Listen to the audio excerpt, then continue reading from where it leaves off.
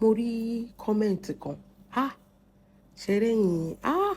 ẹ̀yin tẹ́lẹ̀ àtẹ̀mú ìkànnì ẹ̀yin torí YouTube ẹ̀yin tún fra o ẹ tún fra díẹ̀ nu ayé díẹ̀ o mo rò pé wèrè ni mí wèrè lẹ́yìn bíbú àyàn wèrè nínú comment section náà ẹ̀wẹ̀ má bínú pé mò ń sọ̀rọ̀ kẹ́lẹ́kẹ́lẹ́ mo sọ fọ́kàn mi pé mi ní ṣe ṣòbọ̀ eléyìí ó ṣe má ṣe Mrs. aláṣeyọrí aláṣeyọrí kọ́ lélẹ̀ aláṣetẹ́ lélẹ̀ ẹ ti bá yé Lizzy jẹ́ o. Even many people are congratulating her for another person's sweat by scamming people of buying fake land with no refund. Mi ò sí ń lé omi sí ń bẹ́ o. Ṣé mo pé mo ṣe show? Ẹni sùúrù, ṣé mo pé mo ṣe show? Mo ní congratulations, ṣe rí bí ọkàn mi ṣe rí.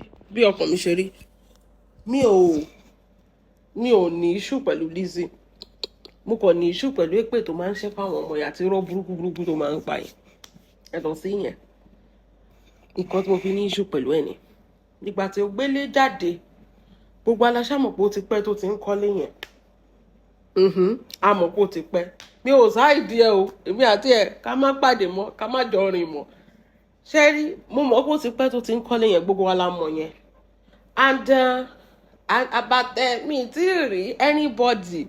tó jáde pé ilé òun ni torí ibẹ̀ yẹn lèmi fojú sí pé ṣé kì í ṣe léèyàn nígbà tó kọ́kọ́ gbé jáde ńgbà yẹn àtìgbà tó kọ́kọ́ ya fọ́tò ilé yẹn pé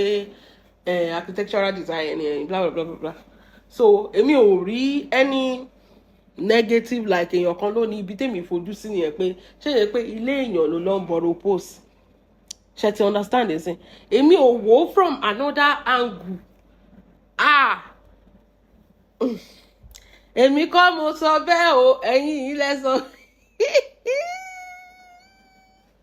orí mi ẹlẹ́dàá ṣé rí kì í ṣe gbogbo nǹkan ní speaker màmá rí ẹ̀yin náà ẹ̀ tan kámẹ́rà sometimes kẹ́ ẹ̀ ganu sí mic kẹ́ ẹ̀ wo bó ṣe rí èmi ṣe congratulation tèmi because ibi tèmi fojú sí ni pé tó bá yẹ pé èèyàn kan lọ jáde pé ilé òun ni pé ó yẹ kẹ́ni yẹn ti jáde láti for sometimes now nothing post ilé yìí náà tó yẹ kẹ́ni yẹn ti jáde àwọn ará Ìbàdàn àwọn ará tipa garage gan post ẹ̀ pé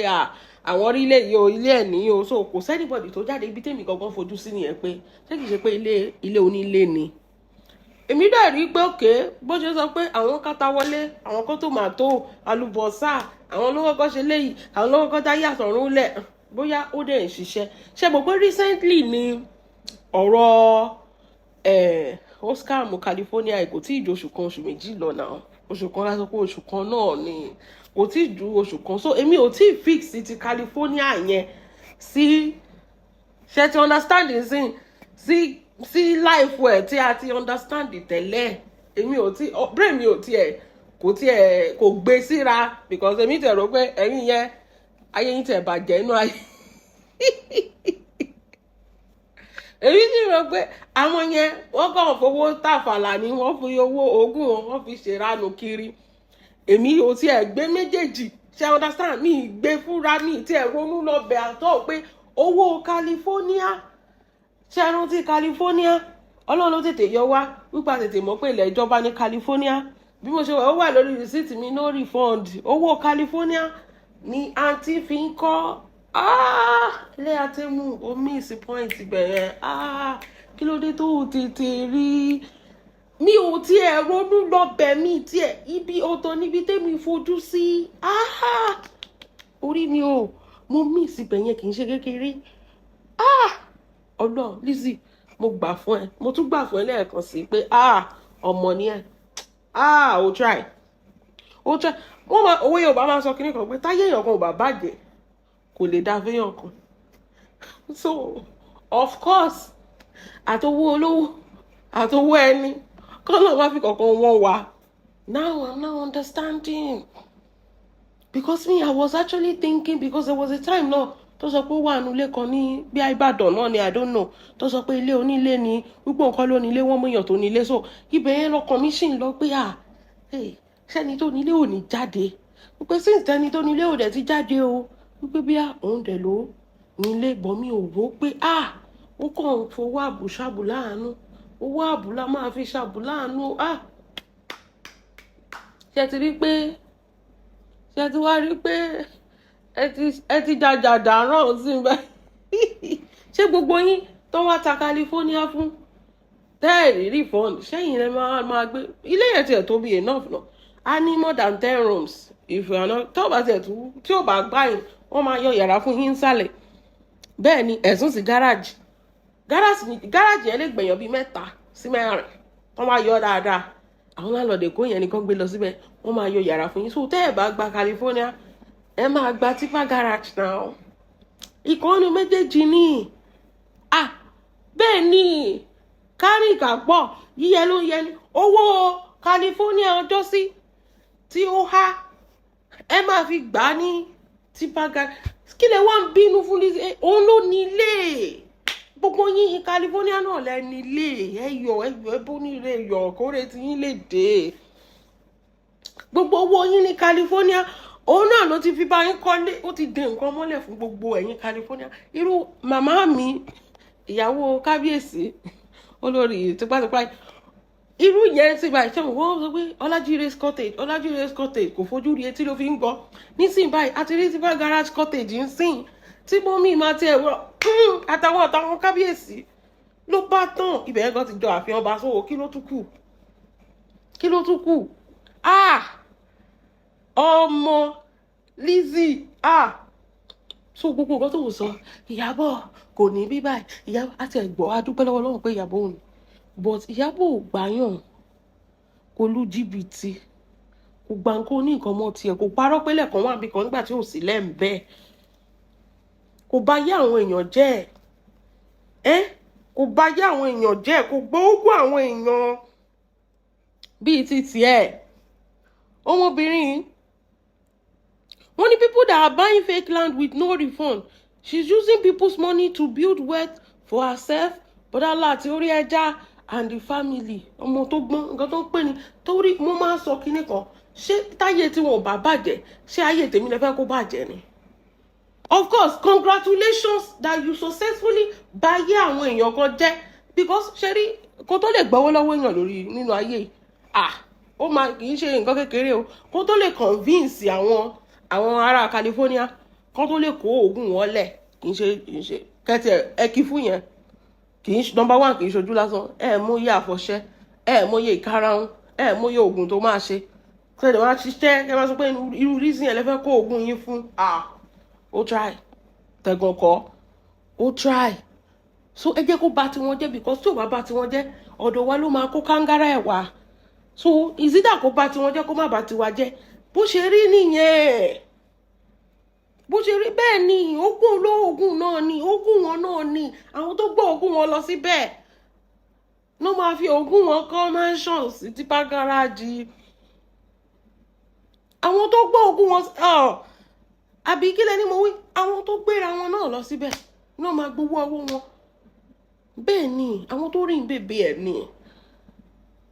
àwọn tó rìn bèbè ẹ̀ ni àbí kí lẹ́ni kí n sọ. So of course wọ́n dẹ̀ tún ti ń polówó ẹ̀mí ìsìn báyìí wọ́n sọ pé vintage kan báyìí kò tiẹ̀ tí ì ṣí vintage yẹn kó tiẹ̀ ṣí kó ṣí láì náà lójú ẹ̀ka tẹ̀ ṣe ókè ibo ni vintage wà gan-an ẹjẹ́ adé vintage yẹn ojoojúmọ́ ló dẹ̀ ń polówó ẹ̀ ń sìn for the next 5 years bó tún ṣe máa polówó vintage nìyẹn a tún kọ́ another mansion a tún sọ pé owó vintage owó àbúlà fi ṣàbúlà ẹ ṣáàrí gbogbo wọn tó ń sọ pé tó ń mú nọ́mbà ní báyìí wẹ̀ tó ń sọ pé yes Ìyábọ̀ she is the enemy of progress àwọn fẹ́ lọ ra lẹ̀ pẹ̀lú 5 naira that is it ẹ jẹ́ congratulate iṣẹ́ ló ṣe bẹ́ẹ̀ ni kó tó lè pe ìṣẹ̀dá èèyàn kí ìṣẹ̀dá àwọn yẹn dẹ̀ gbàbọ̀dè kó dẹ̀ fi gbogbo ogún wọn kó dẹ̀ fi máa kọ́lé kó fi lọ kọ́ mansion sí tipa garage cottage ṣe rò pé nǹkan kékeré ni ṣé ẹ̀yin lè ṣe ni akọ iṣẹ́ ni bẹ́ẹ̀ ni akọ iṣẹ́ lọmọbìnrin yẹn ṣe wo my dear má dáwọ́ dúró ó gbọ́dọ̀ dáwọ́ dúró mo tẹ̀ rò pé lẹ́nu ọjọ́ mẹ́ta yẹn ní ìgbà yẹn that time tí èèyàn kan jáde lọ sọ́dọ̀ Akeem tó sọ pé wọ́n fọ́ wọn lẹ̀ mo rò pé wọ́n sọ pé Akeem wọn bá wọn ṣe kinní tẹ́nibọ́dì bá jáde pé wọ́n fọ́ wọn lẹ̀ orí yín máa burú mọ́ tilẹ̀ ni ẹ ti mọ ibi tí woman yìí wà ẹ lọ sílé ẹ kẹ lọ bá ń bẹ ẹ máa bá bọ̀dà láti lẹ́nu gate ẹ kí bọ̀dà láti dáadáa wọn máa yẹ kẹ wọlé ẹ ti mọ ibi tó ń gbé ẹ ti mọ ibi tó ń jẹ̀sí ẹ má sọ pé ẹ fẹ́ ṣe ẹ pa ibẹ̀ ní kẹ́ ẹ lọ ibẹ̀ ní kẹ́ ẹ mọ ọ̀rọ̀ tó o bá fún yín lọ́wọ́ yín ẹ máa gbé bẹ́ẹ̀ bí space na water ẹ máa ṣe kí ni ẹ máa gbé bẹ́ẹ̀.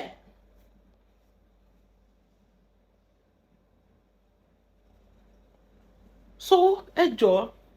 ṣẹ́rẹ́ mi èmi á congratulate ẹ̀ nítorí akọ iṣẹ́ ló ṣe ẹlẹ́dàá àwọn yẹn ló gbà bọ̀dẹ̀ bẹ́ẹ̀ ni mo máa sọ fún Yẹjira ò tó bá dirẹ̀ kú pa ẹ́ nínú gbogbo èèyàn Harmony wà bẹ́ẹ̀ ralẹ̀ lọ́wọ́ ẹ̀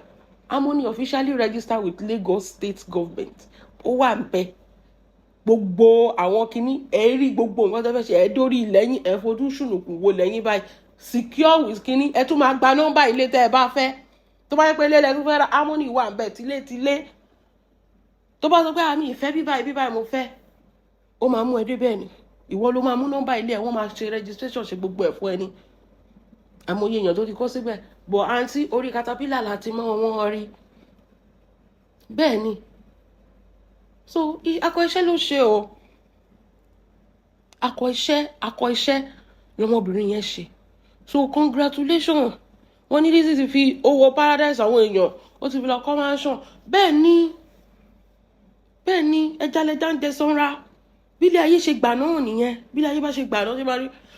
bí wọ́n ṣe máa lò ó nìyẹn tí ìdúpẹ́ pé kò pa àwọn èèyàn ṣe ọ̀tọ̀ ní pé ó tún máa gba dúkìá wọn tún máa pa wọ́n lé lórí ó tún máa tẹ̀jẹ̀ wọn sílẹ̀ sórí ilẹ̀ yẹn máa dúró àwọn èèyàn tó òkú tó ti máa sùn ẹ̀jẹ̀ tó máa ta sí orí ilẹ̀ yẹn ni tógún kí lẹ̀ ń sọ yìí torí wọn ò bá burú náà kí náà lọ ṣe ń bẹ́ẹ̀ ni náà tí ìṣẹ̀dá wọn ò bá gbàbọ̀dẹ̀ kí náà lọ ṣe lọ́dọ̀ Lizzy ṣe bá bòsí ni the hatred of Ìyábọ̀ is the likeness of Lizzy ṣe bí àbòsí náà lẹ lọ ṣe ń bẹ torí pé ẹ hate Ìyábọ̀ ẹ fi pé Lizzy is your Lord and Saviour ó dẹ̀ ti save yín sí Lizzy congratulations jọ̀ọ́ má dáwọ́ dúró o bẹ́ẹ̀ ni o má dáwọ́ dúró o step 1 nìyẹn o sì ń lọ sí bíi step 10 wàá kọ́ mọ́ àmọ́ wàá kọ́ mọ́ àmọ́ wo gbogbo nǹkan tó bá ní ni kó o lò fún wọn ṣùgbọ́n náà wọn ò ní tira ni ṣùgbọ́n tó bá àwọn ṣé ó wá kọ lẹ́tà ó wá fokùn sí wọn lọ́rùn mú wọn nulé wọn ni no now let's be frank ṣé ó fi okùn wọ owó nú account number wọn ni no be dem say they pick their phone like this they chat her up they chat wọ́n jọ ń gbà lọ́wọ́ ara wọn wọ́n tún ṣàbòsí Ìyábọ̀ díẹ̀ wọ́n tún ṣépè fún Ìyábọ̀ láàrin ọ̀nà ẹjọ́ ta lè pè wá ń jà sí gbogbo èpè tó ń ṣẹ́ fún Ìyábọ̀ yẹn orí àwọn kọ́sítọ́mà ẹ̀ ló ti ń dáhùn ó ní ẹ̀ ní nǹkan kan kó fókun fàyín ẹ̀yin lẹ́rúkọ ẹ̀ ń bẹ́ẹ̀ tẹ́ sọ pé ẹ fẹ́ gbẹ̀pà sí ó dẹ̀ fi tèkó hàn yín tìbàdàn ló fi hàn yín sí tèkó bọ́ tìbàdàn bọ̀ lélẹ̀. ẹ jọ ẹ̀yin èèyàn mi Tipa Garage Cottage wá o jẹ́rí ọmọ yẹn wàá sọ kínní kan ó ní bíbá ilẹ̀ ti máa gbọ́n ẹ rò pé Ìyábọ̀ ló ń bá wí Lizzy farapamọ́ jẹ́yìn yà ni you have not seen anything ó fi ara pamọ́ ó fi ṣe kíni ó fi jẹ́yìn yà ó ní bíbá ilẹ̀ ti máa gbọ́n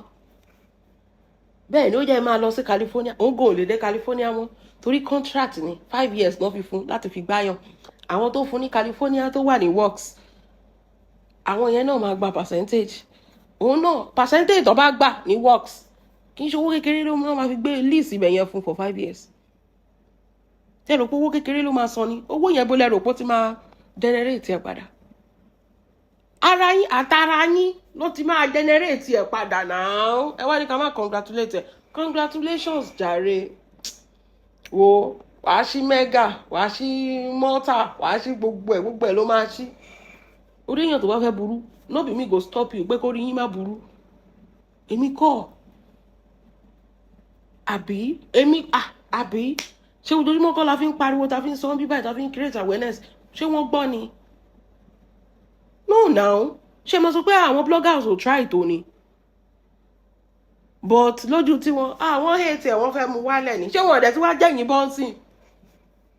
ṣé wọ́n ó yẹ lọ mú yàrá sí Tipa Garage cottage náà ẹ lọ gba yàrá síbẹ̀ wọ́n fẹ́ jábọ́ ni wọ́n hate ẹ̀ wọ́n búlì ẹ̀ ni wọ́n parọ́ mọ́ ni kíníkan wọ́n jà ti jẹ́yìn náà bọ̀ ó yá. So I am not going to feel sorry for you people torí yín ò bá burú kò ní dáa fún Lizzy tó bá yẹ pé bó ṣe ń polówó ẹ̀ kò sẹ́nibọ̀dì tó rà kò ní rí bẹ́ẹ̀ yẹn kọ́ bọ̀ ẹ̀yin náà tẹ́ ti forí ko ẹ ti fọ́rùn kó pàápàá so kò sí nǹkan tó máa ṣẹlẹ̀ ẹ̀rọ àgbà tí ká mú kẹ́rọ ṣe kí ni kẹ́ láwọ́ yín kẹ́ fomi lò ó